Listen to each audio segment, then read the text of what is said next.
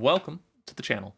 Every 3 months, I like to do one of these quarterly reflections where I gather my thoughts, talk about the videos that I've been making, the music that I've been making, and give myself a little snapshot of my thinking and activity for me to look back on, for you to see a window into where I am right now.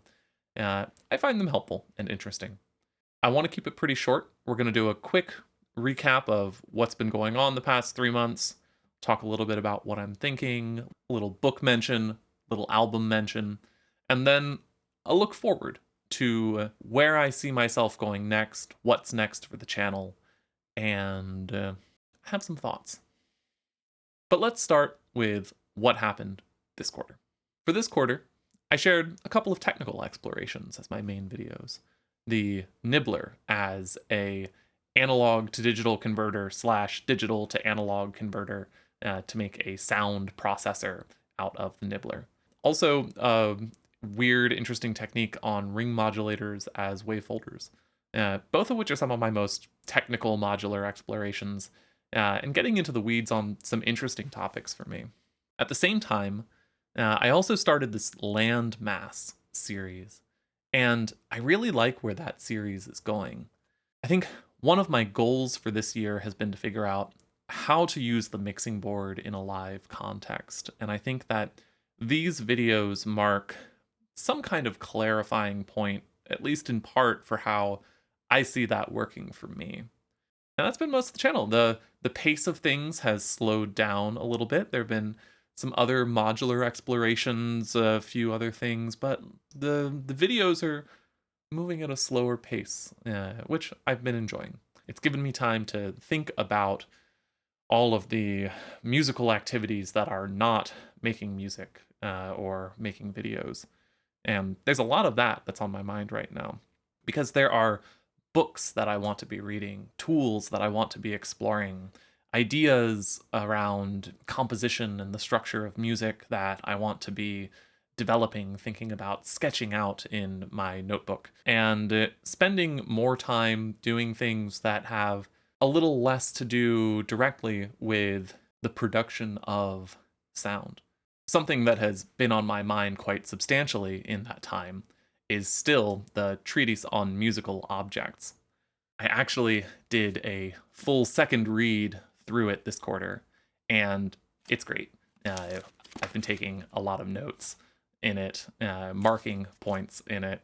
I think it's going to be a really core book for me going forward. When I last spoke about it, I think I was a little ungenerous regarding the first half of the book. The chapters on listening modes and the laying out of a program for experimental music research that are present there are really important. And there's a lot of material on the experience of sound that I think can serve as a groundwork for the how and why of experimental music. I think that on a second read through it, I get the book a little better as a whole, and I see it as a cornerstone for my musical practice going forward. But it's not the only book that's been on my mind, and I'm not so quickly going to have a repeat of my book pick for the quarter.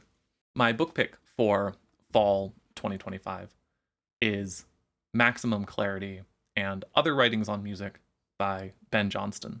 I'm not sure if I've mentioned it on the channel before, maybe I have, but I really like Ben Johnston's work. His string quartets are beautiful, and the way that he approaches just intonation and microtonality is, to me, one of the most appealing ways of entering that space, of structuring it.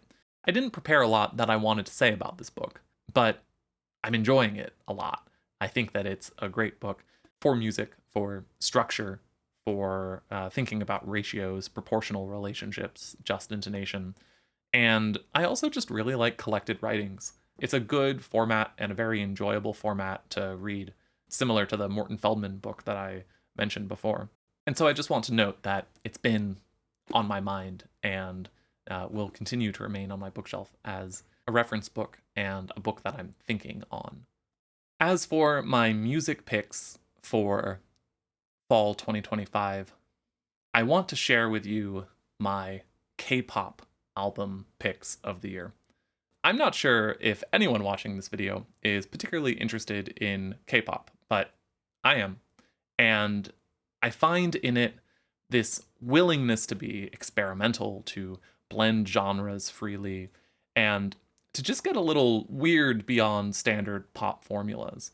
And so I find personally that there's a lot to enjoy in it. There's a lot to learn from it. And so here are a few of my outstanding picks for 2025 up through the end of October. I recognize that there is time still left in the year. I expect there to be several more interesting, delightful releases still, but that's okay. There's still plenty to talk about so far this year.